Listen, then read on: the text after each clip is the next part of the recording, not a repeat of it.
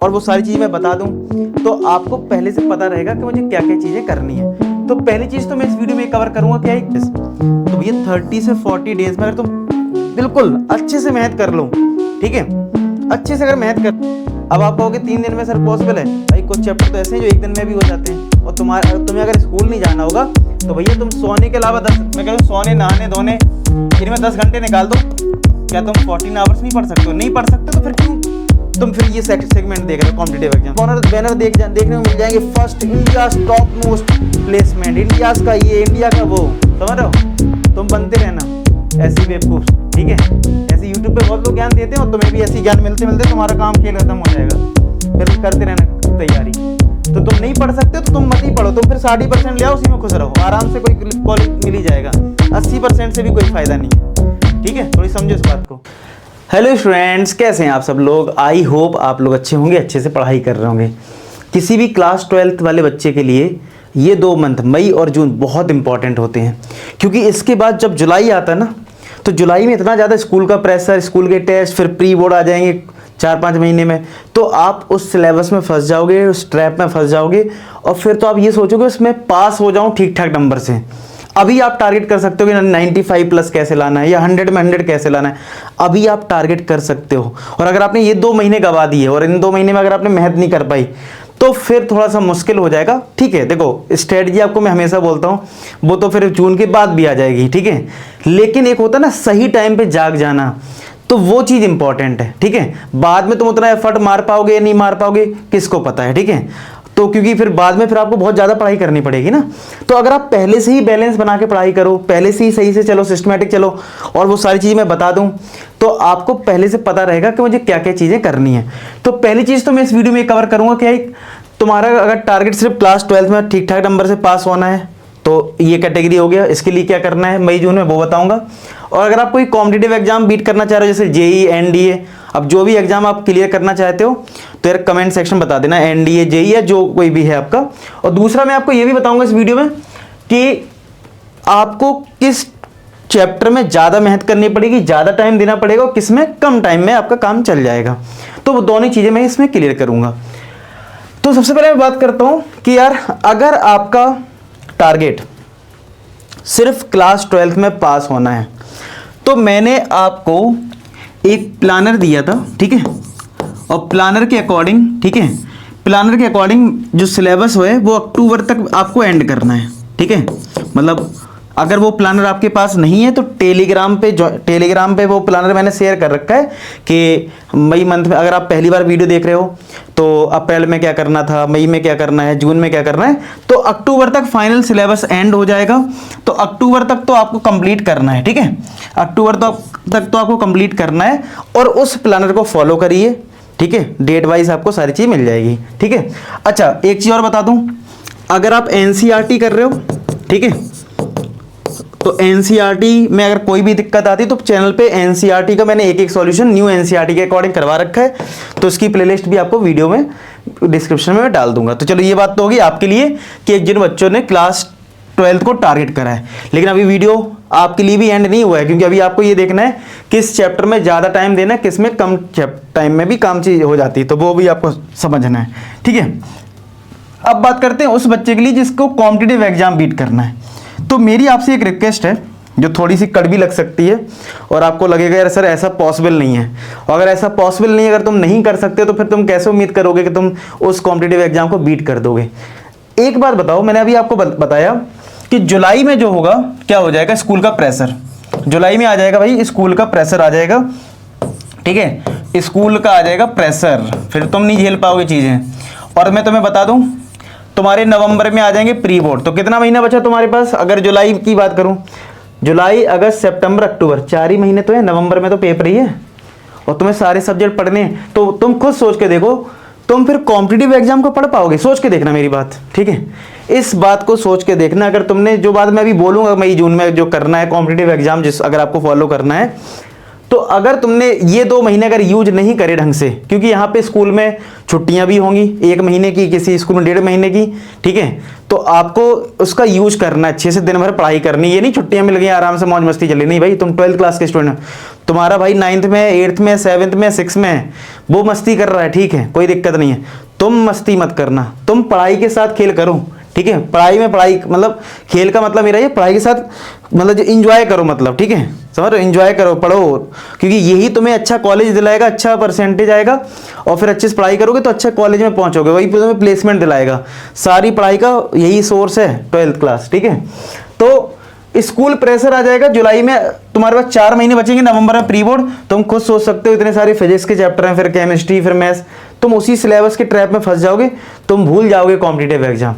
तो मेरी रिक्वेस्ट ये है आप लोगों से, जो बच्चे सीरियस कैंडिडेट, मतलब सीरियस, मैं सीरियस स्टूडेंट की बात कर रहा हूँ, जो बिल्कुल सीरियस है, चाहता है कि भाई इस बार मैं फोड़ दूंगा, मतलब इस बार मुझे कुछ करके दिखाना, अपने पेरेंट्स का नाम रोशन करना है, जो मेरे पेरेंट्स इतना झेल रहे हैं, ठीक है, मेरे लिए कि भाई मतलब मुझे एक से एक अच्छी चीज फैसिलिटी दे रहे हैं, खुद कंप्रोमाइज कर रहे हैं, सेक्रीफाइस कर रहे हैं मेरे लिए, तो मुझे उनके लिए कुछ करके दिखाना है। तो ये तुम्हें फैसला करना है कि भाई तुम इतनी मेहनत कर पाओगे कि नहीं।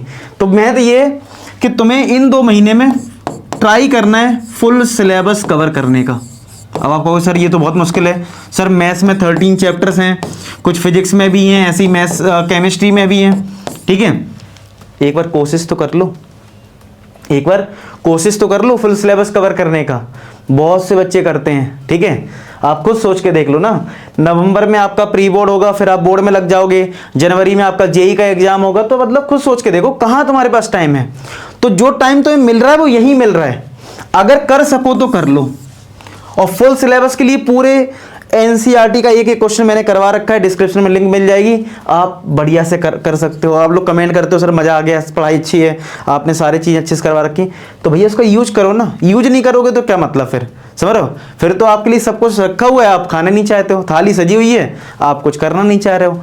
तो फुल सिलेबस कवर करो, मैथ्स की बात करो, 13 चैप्टर्स हैं, 13 चैप्टर्स कवर करो, टाइम निकालो, टाइम निकालोगे ना, मैं ये मान लूं कि तुम्हारे स्कूल की छुट्टियां 30 से 40 30 डेज की छुट्टी बोलेंगी, 30 डेज ही ले लेता हूँ, हालांकि आपको 40 50 60 किसी 12th क्लास में कम छुट्टी देते हैं, तो मैं मान लेता हूँ 30 से 40 डेज।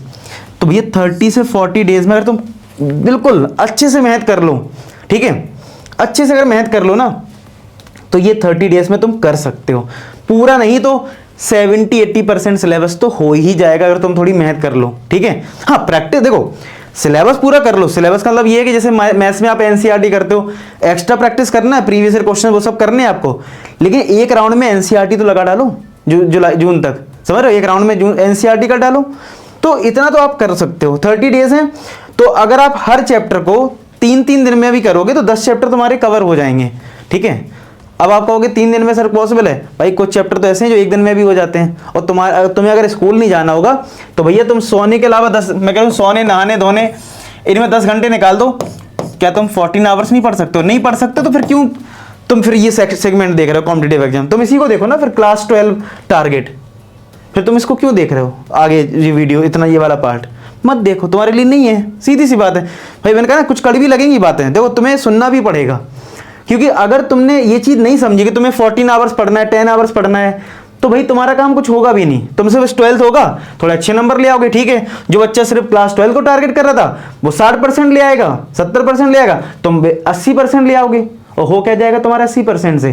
कुछ दिन बाद तुम 80% लेके आना और ये 60%, और कुछ दिन बाद देखोगे दोनों बच्चे एक ही कॉलेज में बैठे होंगे, भाई ना तो इसका कुछ होगा ना इसका कुछ होगा, तो ये क्या होगा, कोई अच्छा कॉलेज तो मिलेगा नहीं भाई। अच्छे कॉलेज के लिए तो कॉम्पिटिटिव एग्जाम बीट करना पड़ेगा, तो बता हो चले इसने भी डोनेशन दिया कहीं, या डायरेक्ट मिल गया कहीं, एडमिशन मिल जाते हैं बहुत सारे कॉलेज में, ठीक है, जिनमें आपके कम नंबर आते, बीटेक की डिग्री ले सकते हो, क्या दिक्कत है।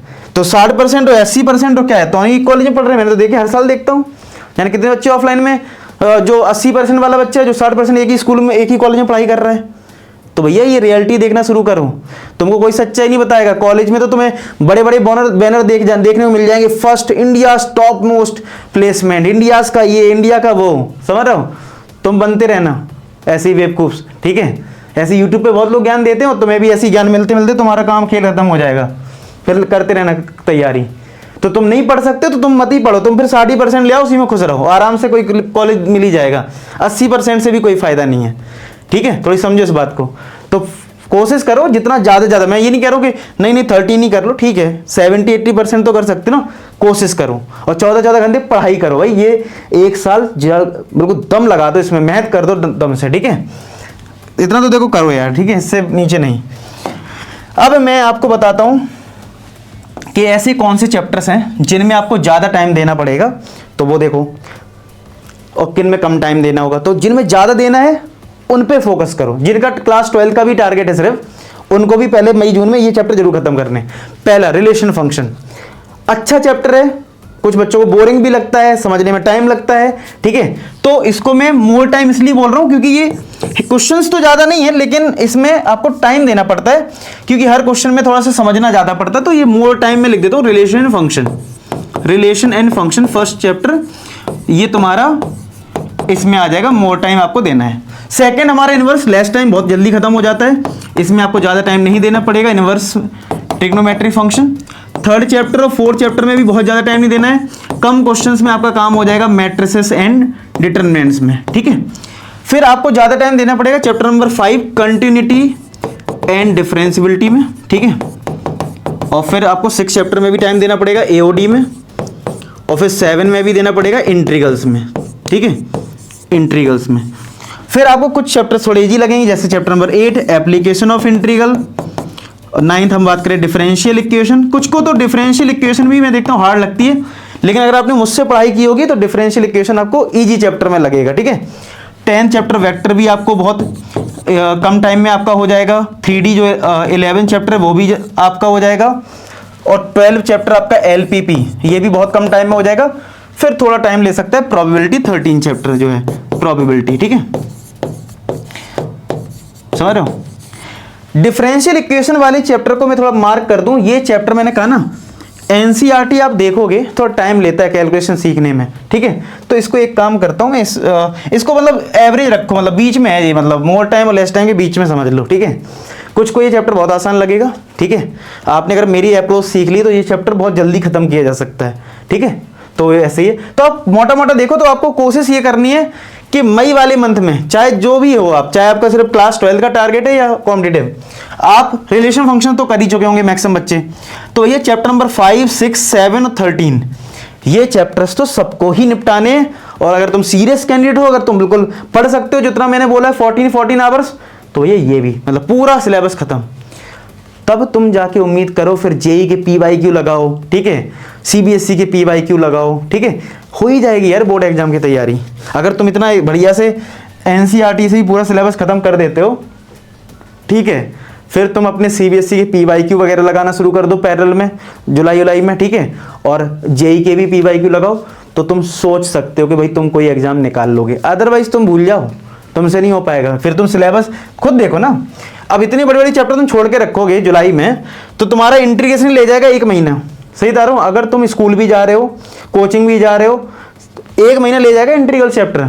अब 1 महीना ये ले गया, और कंटिन्यूटी डिफरेंशियबिलिटी 1 महीना ले गया, एओडी 15-20 दिन आराम से ले जाएगा, तो इसको और इसको मिला के 1 महीना मान लो, तो 3-4 महीने तुम्हारे यही चैप्टर खा जाएंगे। अगर तुम स्कूल कोचिंग जा रहे हो, तुम सेल्फ स्टडी कहाँ कर रहे हो भाई? तुम कोचिंग जा रहे हो, स्कूल जा रहे हो, तुम थोड़ी ना पढ़ रहे हो। तुम सोच रहे हो कि हाँ मैं 7 घंटे स्कूल जा रहा हूँ, 4 घंटे की कोचिंग कर रखी है, अरे मैं तो 11 घंटे पढ़ता हूँ। अरे भैया तुम थोड़ी ना पढ़ रहे हो, तुम सेल्फ स्टडी कहाँ कर रहे हो? जब तक तुम सेल्फ स्टडी नहीं करोगे, खुद से चीजें सीखोगे नहीं, अप्रोच डेवलप नहीं करोगे, कॉम्पिटिटिव एग्जाम तुमसे निकलेगा ही नहीं। कॉम्पिटिटिव क्या, बोर्ड एग्जाम में तुम अच्छे स्कोर नहीं कर पाओगे।